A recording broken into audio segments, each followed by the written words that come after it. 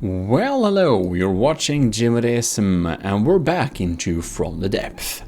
This time we will build a little interesting build for Lieutenant Asteria.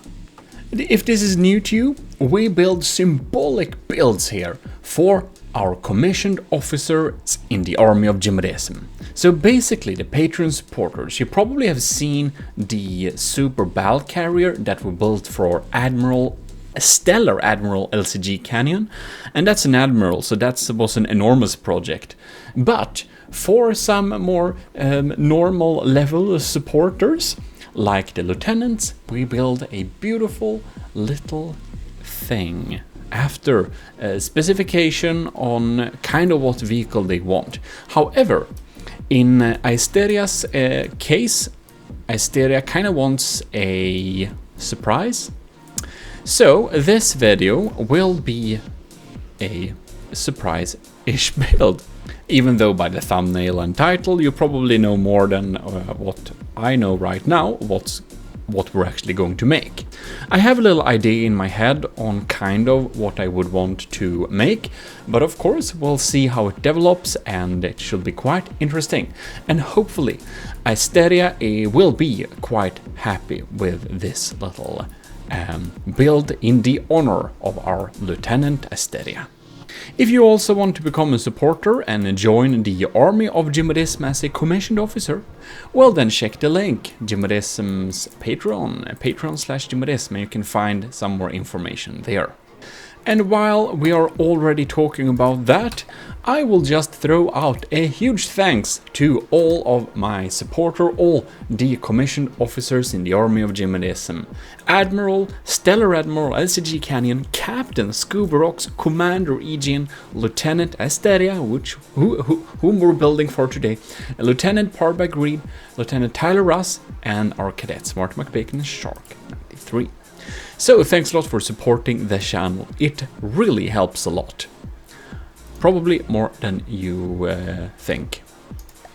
In any ways, we should now start building here, and we're going to make a little interesting vehicle. Will it be a plane? Will it be a bird? Or a fish? Who knows? Who knows? Well, this is the final shape we have started with so far. We're building it in alloy, so you can see. We need to make it fairly light. I'm not 100% sure what propulsion this is best suited with, but I would suspect ion thrusters. Alright, so I rarely do stuff with this, but I think we don't want to have an expensive thing that needs to be refueled all the time. So we're trying to put a radio isotope thermoelectric generator on this, usually reserved for satellites, and a battery and a little electric engine giving us well, almost 700 power, which is pretty cool. And here we have this thing, a little thruster just eating up everything we got. Isn't that nice? Oh my god, I just realized now that the power we have is actually directly related to how much charge we have in the batteries. I kind of just thought they produced the same power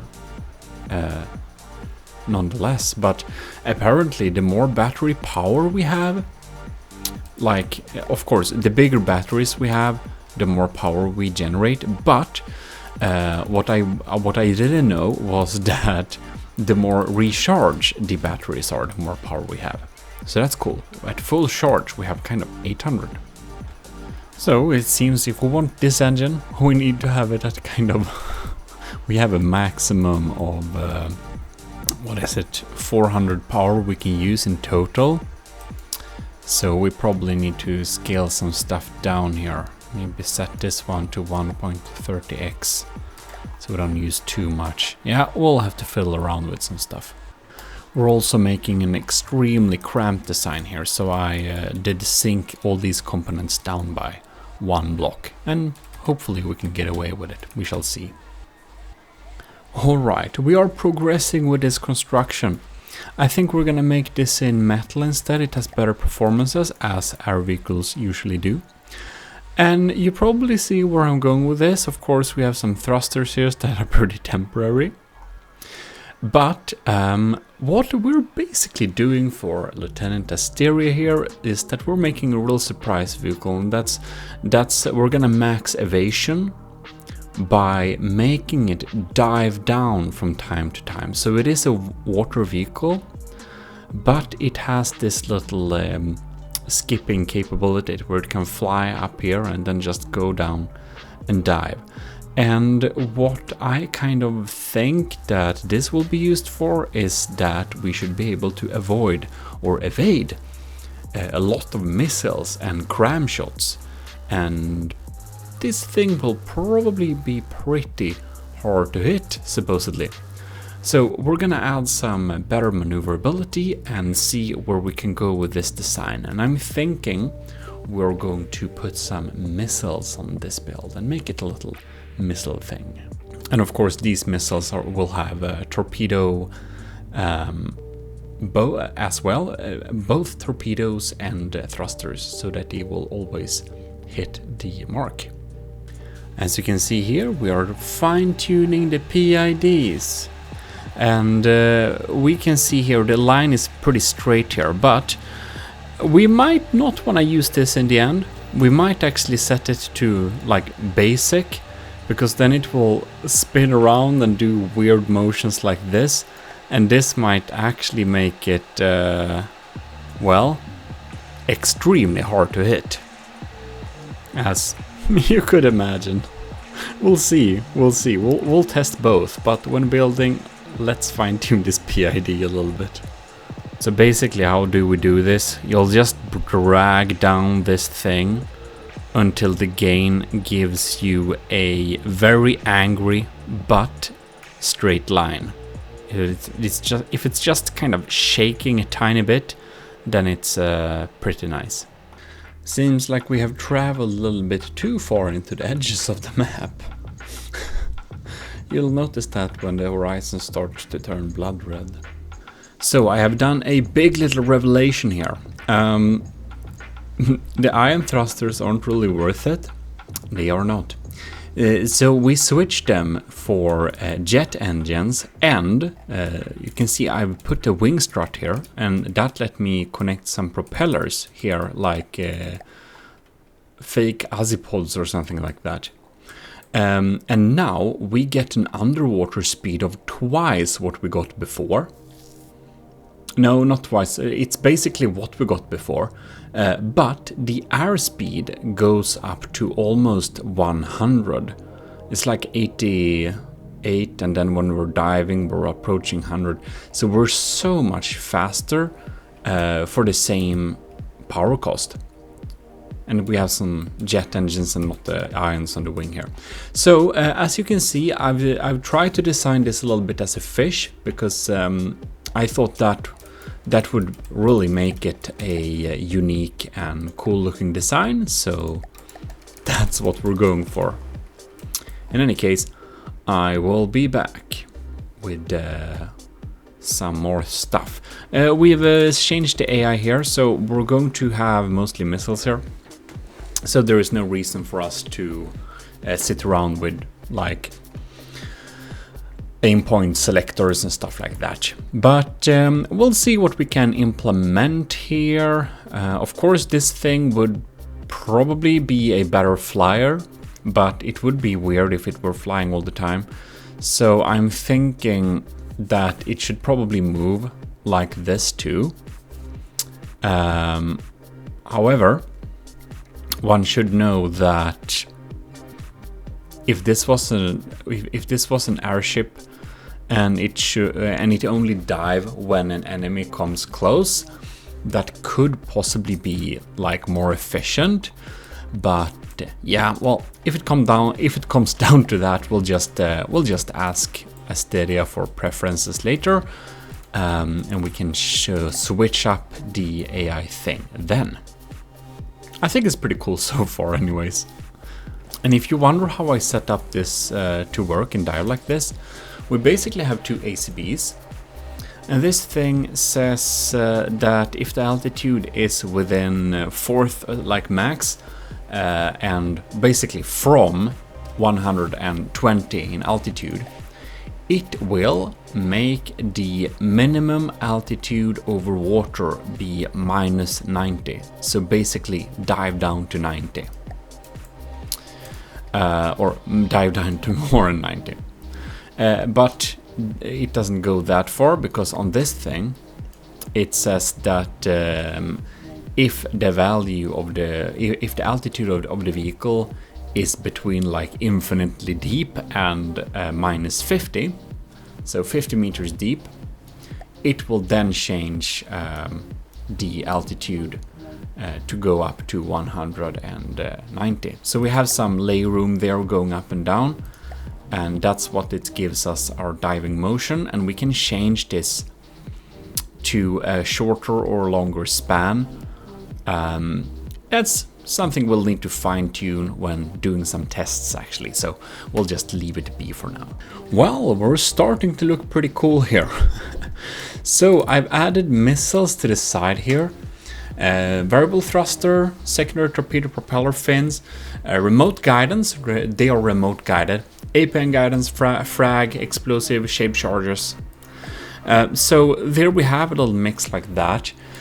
And I'm not sure if we will be able to guide it by this, but I made, like the propellers, we have sonars on the side here and we have cameras to the side here. So it's gonna be facing the side to the enemies.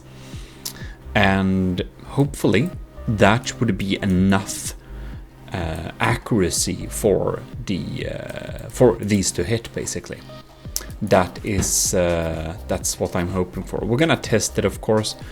We can see we have a 23 speed underwater here, and we're gonna think about a little bit how we're gonna do with the PIDs, but it's such jank just testing on, so we're gonna test it like this. And I'm thinking a little bit about the color scheme. Like if we're gonna shape, I've changed the top to alloy again just to make it naturally floaty from ish the top, and also to gain a little bit more speed, because we don't want too little speed, because we wanna be able to dive down and not. We need some momentum to breach the water surface and not just get stopped in our tracks there. But we also want some. We don't want to be too heavy, because then accelerating will take too long time. Yeah, this is a quite of a finicky build, but it's a really fun project to test out. All right, we've added some more decorative things. We added a little slight color change with some shiny gray on top to the white, to some contrast, some black on the wings here, and you can see we added a little circle around the active sonars here, so it looked pretty interesting. We have some more ammo and stuff like that. We have some, well, extremely basic interior, just so that one can basically open this hatch and reach the seat. Yeah, so kind of to get into the vehicle. It's of course doesn't have a proper interior, it's not supposed to. We have a little helium pump in here, so you can see when we are below,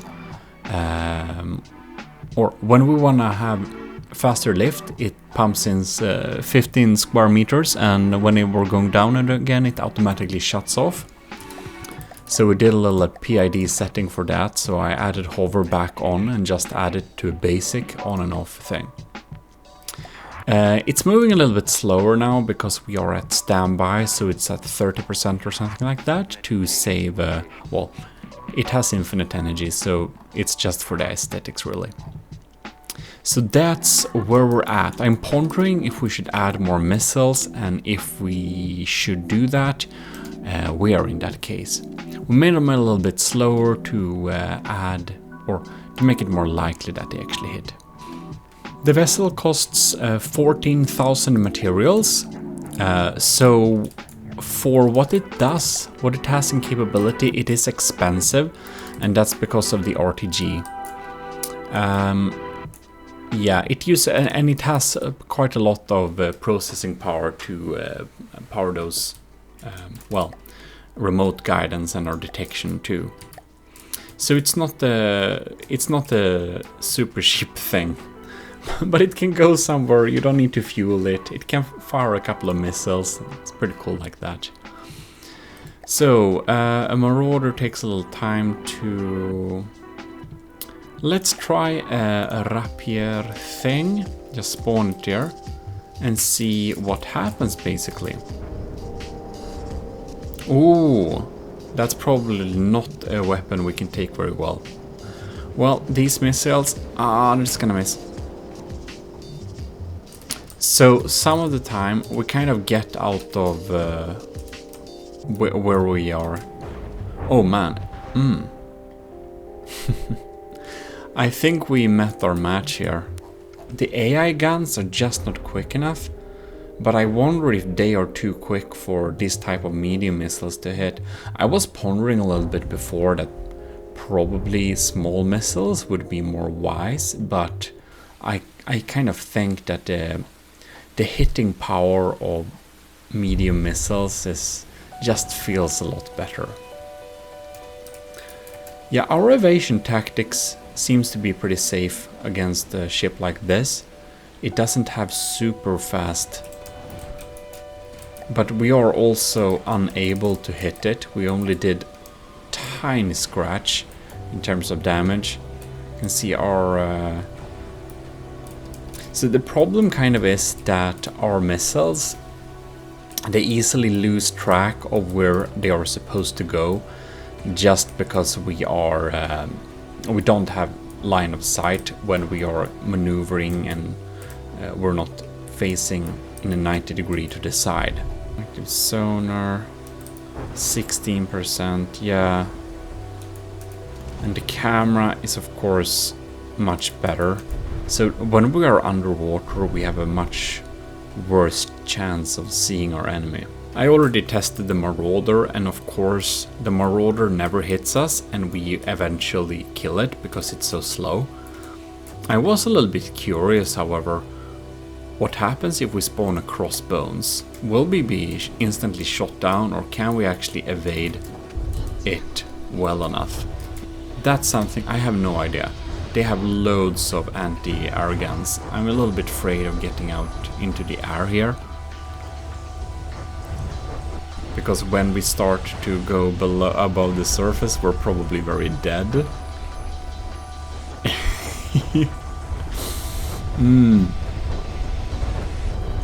Yeah, that's a little bit scary.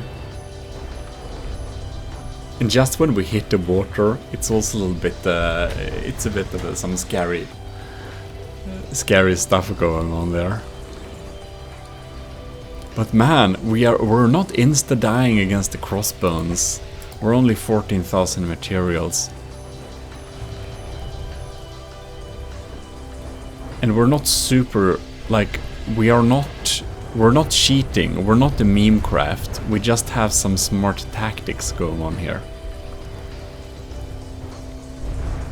And the crams, they will like never hit this thing. It's so unlikely. Of course lasers is what you would counter against this thing. Fast torpedoes / fast missiles. Or... Ooh, there we got the... No? Minor damage. Yeah. Fast torpedoes, fast missiles that can maneuver quickly, we can take this out with. Or lasers is what we can use to get rid of this thing. Oh! We got damaged somehow. Oh, and now we sit still. Now, ooh. No? It should have made pretty short work of it, but it has one repair bot, so it's slowly repairing. But you can see our water propellers, they're completely out, so this build is so cool. The Payandrum.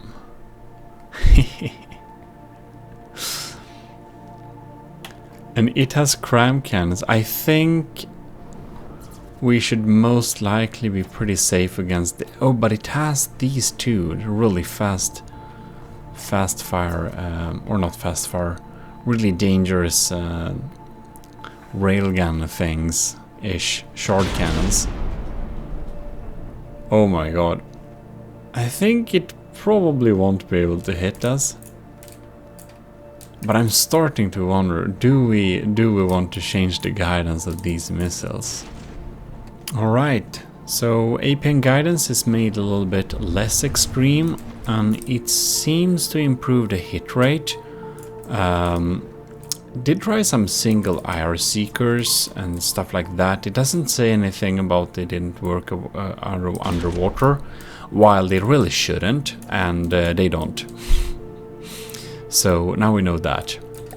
This target is too big. Like, we will eventually kill it, of course, but I mean it will take a really long time for us to do that. It's kind of unlikely that it will be able to shoot us down. We, you know, even though it has these small railgun things, our evasion tactics is beyond that for sure. So I fine-tune it a little bit. It now goes in steeper dives.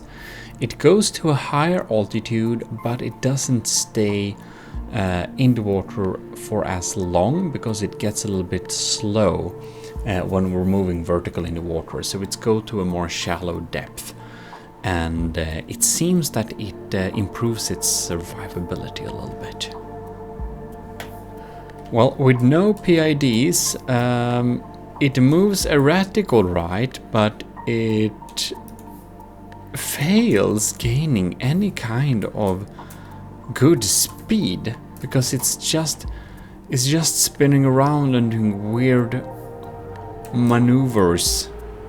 So I think this is probably a no-go. I kind of doubt it even has... Oh, we accidentally AI deaded the... Well, we AI deaded the Marauder. That's good. So, just to test on that, let's see what the crossbone thinks regarding our new erratic motions. Let's see, we're swimming around down there. Will it be able to move before the next cram volley is the question. Oh, it spins out of control. Oh, yes. It's going away. So this is no PIDs. And funny enough, it is slower. So it kind of gets hit more easily. Despite all that. Yeah, this is not gonna go very well. Well, it just messes around. It's getting stuck.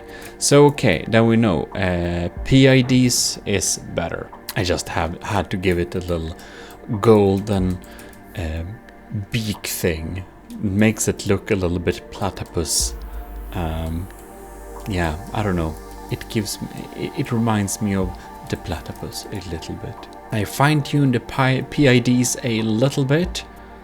So now our combat movement looks like this. And it's really good. We're going up to much higher altitudes and diving down harder. And this added speed makes us evade very often. So it's like nice. The enemy needs some proper missiles in order to be able to target us, which is very nice. If they're just a little bit if they're too slow or have too bad maneuverability, there is absolutely nothing to worry about on our part. It seems that our remote guided system just isn't really accurate enough. I think we probably have to resort to... Oh no, now we're hitting. So that's something we're wondering a little bit about, if we should keep our remote guidance or not. Most likely, it is better to change out this remote guidance to actually instead use some sonar and radar guidance. So I suppose we have one with sonar and one with radar, and make them have one turn and activate a little bit delayed, so that, well, they will be already towards the enemy and possibly then hit. In any case, this will mean we need so much less general purpose processing power. So we actually need to remove that, because otherwise we're just wasting materials basically. Oh no, we could not remove that many. We could remove some of them. And then we need to add a friend or foe module, as well as we probably wanted that anyway, some staggered fire. We now have torpedoes and thruster missiles, each on each side. Well, one on each side. So basically we can now, it works in any environment, and it doesn't take that much processing power, and yeah, a little bit more convenient in general with the what are they called? One turns. The one turns, of course, save the day very much. So as you can see, all of them, they just face the right direction, and some of them go towards the enemy, and some of them need to, well, drop down into the ocean, and then they'll go towards them. And I did also notice that the torpedoes have a longer lifetime by themselves, so we need less regulators. It's really weird. Like the small ones are 20 seconds by default, and the missiles, they are 10 seconds by default. So I was kind of a little bit confused, because I needed to add regulators to balance that out. But yeah. Oh, and here we are making flying vehicles in From the Depth. And if it haven't been clear from my tutorials and stuff like that, it's like 90% tweaking. That's, you know, how it is. So I got this little nice idea. If we do like this, we add a decoration, and then we basically paste what we do. I'm going to show you for this last one, even though this is not a tutorial. So add a new decoration, and then we search for empty, and then we have the mimic empty, select that, and then hide original mesh. And then we do that, we can, we have basically 5 antennas here. And since they are behind here, they shouldn't cause like extra drag. So they shouldn't affect the speed, which is pretty cool. By the way, here we have kind of the, this is how the internals look of this thing. It's pretty crammed, of course, as it should be. And what we basically can, like the reason for this vehicle, because I want it to be useful in the campaign too. And what we can use this to, or for, is to aid in detection. So I added a little inter-vehicle transmitter here. And when it's not aiding in detection, we can send it out to explore things, like a strategic antenna. And since it has so good evasion, it should be able to survive for like quite some time. So we can get reinforcements before it's over. So that's kind of why it can be useful in the campaign. And with a little antenna here, since it goes up to 250-ish altitude, we'll get some okay detection. Like we'll clear out some fog of war. So yeah, I think that's pretty cool. I do hope that Asteria will like this build too, and of course we're going to see if we're gonna do a little discussion. It's up to Asteria 2 if this thing... Well, we'll see if we're gonna release this publicly or only to the other commissioned officers in the Army of Gmodism. But I'm pretty happy with this build. I think it looks pretty cool. The small missiles bounce around on us a little bit, but yeah. And here you can see the torpedoes, they just drop, and when they have the opportunity, they launch away too. So that's pretty funny. Yeah, but this should probably be a surprise vehicle. I don't think a lot of people have built fishes that dive momentarily and then fly for a period of time to just dive again. It's a great way to confuse basically all cram systems, many slow firing APS systems as well. Oh, and we got him. And missiles and torpedoes, of course. And there we have it.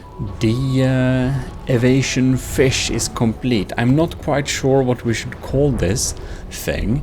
We're going to ask Asteria if there are any suggestions for a name, because, well, this is the build for Asteria to basically show my appreciation for the support we get as, you know, Lieutenant Asteria is a commissioned officer, which you also can become if you want to support the channel via Patreon. In any case, fly fish is already, yeah, it's an explorer. Columbus fish, perhaps. Who knows? Post your extra suggestions in the comments and I'll be seeing you next time. Next up, for our commissioned officers, we're going to do a larger build for Captain Scuba Rocks, and that will take several episodes, I believe. It's a larger build because Scuba Rocks is a captain. In any case, thanks very much. Special thanks, of course, in this little episode to Lieutenant Asteria, and I hope you are enjoying this little build. To everyone who has been watching this, thanks a lot for watching, and like the video, stay tuned by subscribing, and I'll see you next time. This is Gmodism, and we're signing out.